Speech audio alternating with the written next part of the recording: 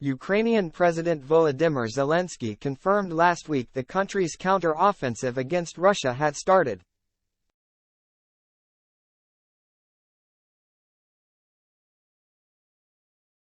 In his sit-down with members of the Russian press, Vladimir Putin claimed the enemy is not being successful in any sector.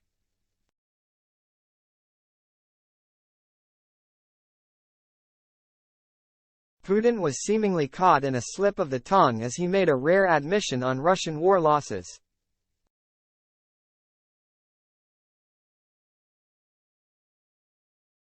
On Tuesday, the Russian president hosted a press conference with military bloggers and war reporters during which he was pressed on Moscow's response to the Ukrainian counter-offensive, officially launched on June 4.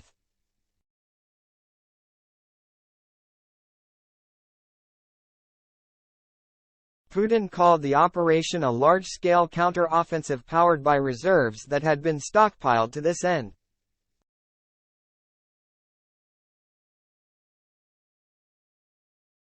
Despite taking place in several directions, this Ukrainian attack is not being successful in any sector, with Kyiv suffering big losses, he claimed.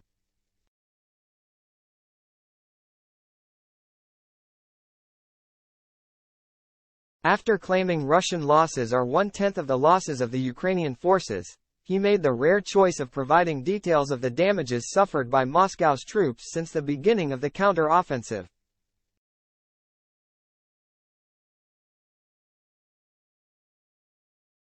He said, "As for our losses, let the Defense Ministry talk about other indicators and personnel. I said they lost over 160 tanks and we lost 54 tanks, some of which can be restored and repaired."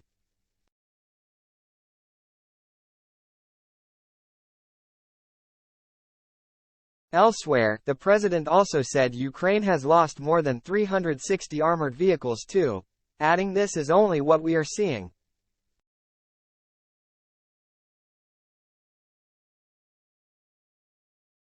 He also said, "There are also losses that we don't see. They are inflicted by long-range precision weapons at masses of personnel and equipment."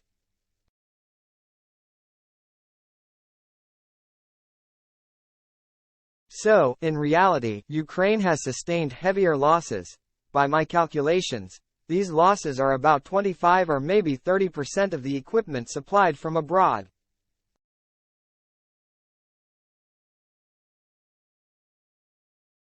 It seems to me they would agree with this if they count objectively, but, as far as I know from open Western sources, it seems that this is what they say.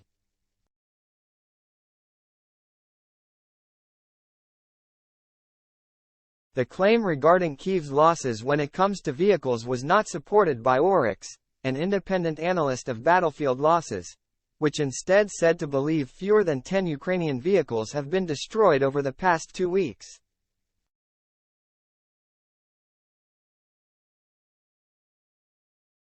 Ukraine, who confirmed last week its much-anticipated counter-offensive has begun, said on Tuesday to have recaptured a number of villages in the southeastern part of the country.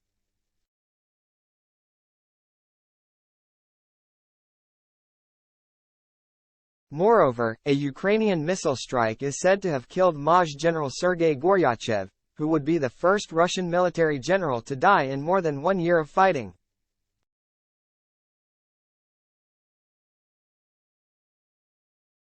The main focus of Ukraine's troops at the moment appear to be the border areas of the Donetsk and Zaporizhia regions.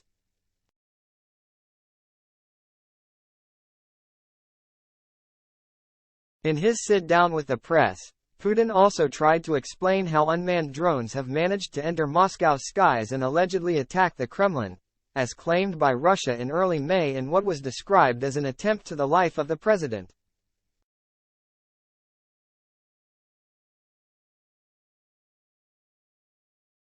The Russian leader bizarrely claimed the drones are difficult to shoot down because they are modern lightweight materials, made of wood.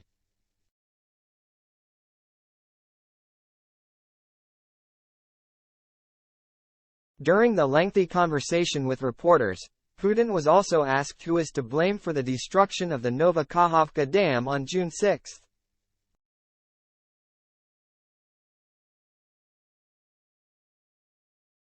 Unsurprisingly, the president maintained the line already embraced by the Kremlin earlier this month, saying, "It is clear who is to blame.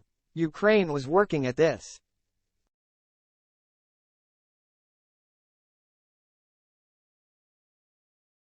On the other hand, Ukraine accused Russian terrorists of carrying out the humanitarian and environmental disaster since the crisis started.